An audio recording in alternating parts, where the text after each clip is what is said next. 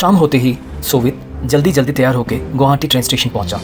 उसे 10:55 का कंचनजंगा एक्सप्रेस पकड़ना है जो गुवाहाटी से कोलकाता चलती है। सोवित अपने कंपनी के काम से गुवाहाटी आया हुआ था।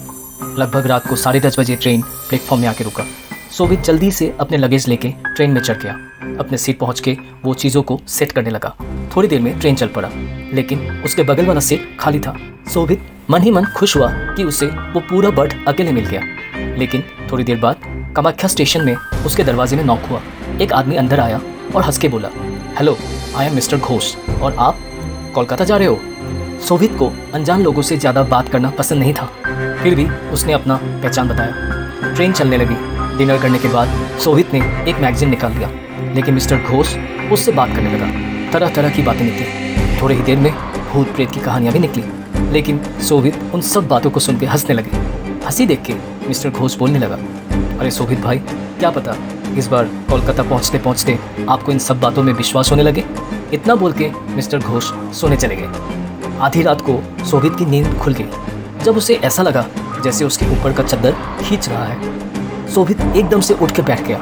देखा पास वाली सीट में मिस्टर घोष बड़े खर्राटे मार के सो रहे थे। सोवित फिर सोने लगे, लेकिन थोड़ी देर बाद उसे अपने गले में बहुत गर्मी की महसूस हुई और कानों में किसी की हंसने की आवाज़।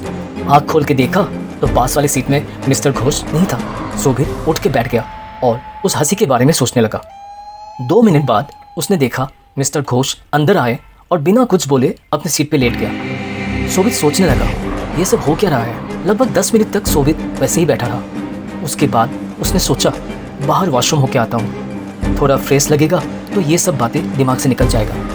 बाहर निकल के वो कॉरिडोर से वॉशरूम पहुँचा। हल्का सा लाइट जल रहा था उस कॉर्नर में। वॉशरूम बिजी था। कुछ सेकंड बाद वॉशरूम का दरवाज़ा खुला, लेकिन इसके बाद सोवित ने जो देखा वो देख के उसका गला सूख गया। उसने देखा वॉशरूम के अंदर मिस्टर घोष था। मिस्टर घोष ने हल्का सा मुस्कुराया। सोवित तभी उल्टे पाँव अपने सीट की तरफ भाग के गया। रूम में घुसते ही देखा मिस्टर घोष अपने सीट में बैठे हुए थे, अपने चेहरे में वही मुस्कान देके। ये कैसे हो सकता है? आप एक ही वक्त 2 जगह कैसे हो सकते हो? सोवित डर डर के पूछा। वो हंसने लगे। हंसते हुए बोला, मैं वो हूँ जो कभी भी किसी भी वक्त कहीं भी हो सकता हूँ। तुम्हें कहा था ना, घर पहुँचने से पहले तुम्हें भूत प्रेत में विश्वास होने लगेगा।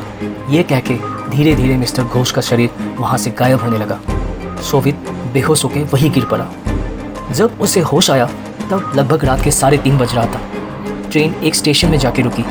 सोवित अपने सीट में बैठने ही वाला था कि उसके दरवाजे में नॉक होने लगा। वो डरते डरते पूछा, कौन है? बाहर से आवाज़ आया, टीटी, टिकट चेकिंग करना है। धीरे से दरवाज़ा खुला। सोवित ने दरवाजे की ओर देखते ही उसके मुंह से एक चीख निकला। उसके सामने टीटी के रूप में कोई और नहीं, मिस्टर घोष ही था।